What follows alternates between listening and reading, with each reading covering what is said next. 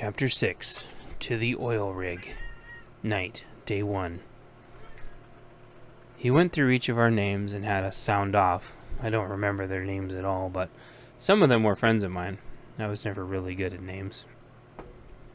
He went by prior military experience, though, and I remember that. A Navy SEAL, a few Marines, a Coast Guard, Navy logistics guy, and a mechanic and me. I never let it bother me too much because before the collapse I'd been serving in my own way. It was mostly by working with keeping veterans out of trouble.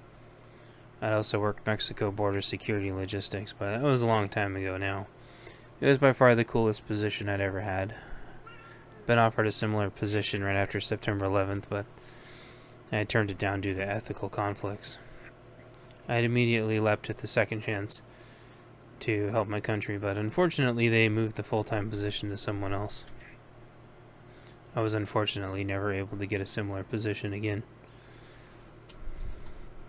All of my friends ever since high school were prior military or first responders. I had the best friends in the world. My goal was always to live up to how hard they worked, so I could carry some of the weight and burden of keeping our history alive. If I could do that, some of the children would have a better chance at finally a better future. I thought a bit more, then it was time. We were all accounted for. He waved at two folks on the pier, signaling them to unhitch us from the deck. They unhitched the ropes, then tossed them to folks on our side, who caught the ropes and stowed them away. XPX pointed to the bridge, waited a second, then gave us a thumbs up. Small rotors started and began guiding us out to sea right as the sun set. "Everyone inside," he clearly proclaimed. I thought I saw a flash in the sky and looked up. I hadn't noticed the clouds before. A few seconds later, a thunderous boom echoed through the sky. We all went inside to a fairly spacious conference room. XPX went back to the bridge, and our ops lead, now CO, stood where everyone could see. "From here on out until we reach our destination, nobody goes on deck, understood?" Everyone nodded or said, "Yes, sir." He smiled at the enthusiasm. There was a whiteboard, and he got out a marker. We went over some of this at our last meeting, but now I'm going to go over the rest. We all nodded. He began speaking as if the ship we were on was a living being and part of the crew. "We're painted up to look like one of their vessels, since this is a commandeered vessel of theirs from a prior operation." He nodded at me, and I nodded back, subtly not wanting the attention. Some of the team had heard about the mission, and some hadn't.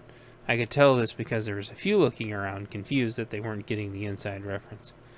Our CO continued, "We're going to be passing a filled-up tanker that will be going the other way. Our cover story is that it's a surprise security inspection."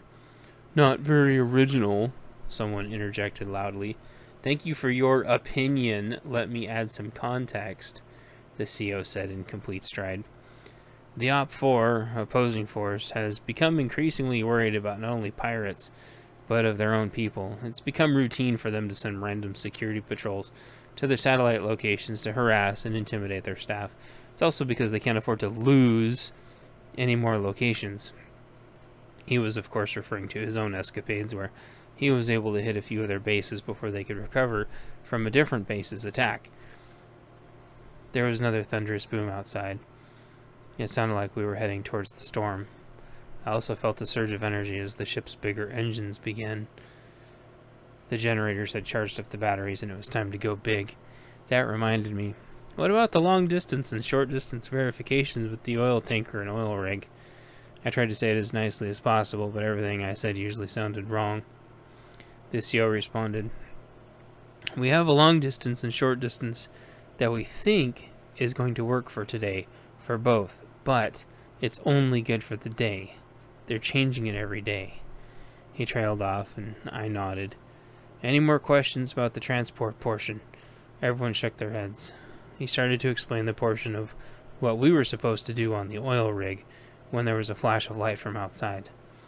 I saw a brief reflection of a wave coming over the bow and smacked into the ship. I went reeling out of my chair and bonked my head on something. I felt my head bounce and lay there for a second. With my friends looking over me, I stayed there, trying to internally figure out if I was hurt at all, and then my head felt a little numb and more upset than usual. I instantly regretted not wearing my helmet. My helmet. Where was it? It was supposed to be clipped to my bag, but it wasn't. I tried to think back to where I left it, but I couldn't remember at which place I had it last. My head droned with complaints of swelling. Spots popped up in front of my vision. There was 3 faces looking down at me. One asked how many fingers they were holding up, and I waved them off. More hands came at me and helped me to my feet. Let's get him in a bunk and resting for a bit. One grabbed my bag, and 2 walked with me further down the ship. The strap was broken, and he tied the 2 pieces of strap into a square knot and took it with. I felt a little stunned and nervous, but I didn't feel any nausea. A little rest, and I should feel better before the next phase of the mission that I'm needed at. We went past the crew quarters, and they took me further deep into the ship. I presume this was so I wouldn't be disrupted by them as they waited out the mission as well. It's very thoughtful of them, I thought to myself. Thanks, guys, I appreciate it. I let them know as genuinely as possible, and they told me to take it easy and that it was no problem. I was gently escorted to a room several doors down from the crew quarters that was more isolated. It was part of the shipping hold. I went inside and sat down. One of them handed me my bag, and then they went back to what they were doing. One stayed behind to wait until they left. He pressed a hidden panel, and an aftermarket coffin-sized area opened up in the wall. Here you go, buddy. We'll be nice and quiet in here. Don't need to come out. We'll come get you when it's time. Just take it easy, okay? We need you at 100% when it's time. He sounded sincere. Okay, thanks, I responded.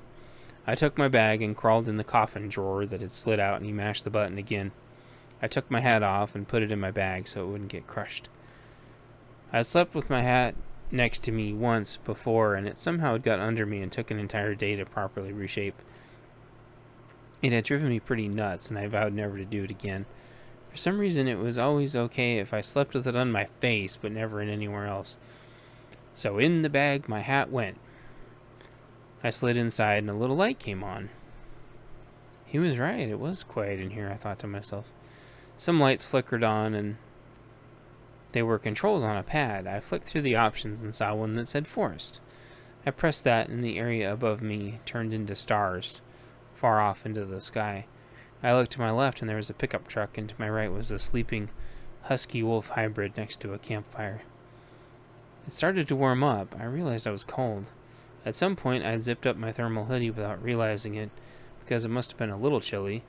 I unzipped my thermal hoodie, and it felt just right. I dug through my pack in the moonlight and got a couple of acetaminophen and drank a half bottle of water. Normally, if you had a concussion, this would be bad, but I hadn't thrown up yet, so it's probably okay. Otherwise, acetaminophen could mask symptoms, which could be very bad. I was okay, though. The moon seemed to dim all by itself, and within a minute I was fast asleep in the comfortable darkness. Chapter 7, Napping. Night. Day 1. I drifted off. I was so tired. I found it uncomfortable to sleep without a cat, but I usually managed. I didn't like it, though. I was thinking about my friends and coffee and how coffee never really worked. The neurologist said I was drinking too much coffee and that it was partially causing my headaches, but ignored me every time I brought up the fatigue. They were insistent it was sleep apnea, but a year's worth of results proved no change in my condition. I thought about when I was getting tested and trying to go into the lab, almost getting fired for missing work. That was when my laundry dryer had gone out. There was change rattling around in it, but that wasn't the issue. The belt that kept it tight was toast, doing the stress of weight I'd put it through. We'd put it through? A long time ago? I was also off-site training for half the week, working my rear off trying to improve things for the company I worked at. Some backstabbing gal at the company decided to use it as an opportunity to get rid of me. She'd failed, of course. I'd worked with 10 times worse. It bothered me so much to bring up the stupid sleep apnea and caffeine and rebound headaches from medications. The reality was that they had no answer. Maybe it was partially asthma. Who knows? Entirely possible.